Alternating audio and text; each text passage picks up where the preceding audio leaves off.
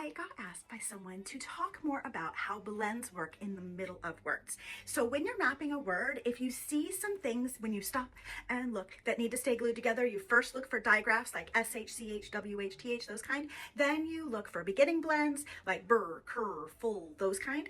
Then you look for ending blends like nd, nk to see. So there's a priority. So we are talking about the blends. So when we see words like hundred, secret, or zebra, we stop and look. We first look for vowels, any bossy R's, consonant LEs, and I have vowel, consonant, vowel here, but if I kept these separate, it would be consonant, consonant. That's three separate sounds in the middle of the word.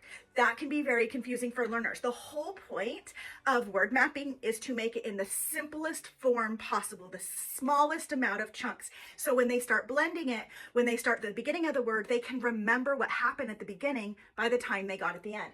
So this is why blends are so critical. You should never have three C's on a bridge. So the dr is a beginning blend. I teach my first graders the basic sounds, digraphs, and then beginning blends right away. So we can start mapping like this. So hundred. It's so much simpler when you can group them together. The other word here, secret, I have the cr at the beginning of the second syllable. So this also helps this E to be open. Secret. And down here we have the burr, zebra. There's a schwa. I love a good schwa. So blends, the whole point of making them into one sound chunk for mapping is to help them. If they were reading hundred,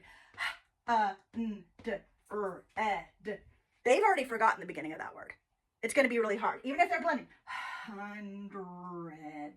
It's too slow. So we want to give as few chunks as possible, especially for students who have dyslexia and working memory issues.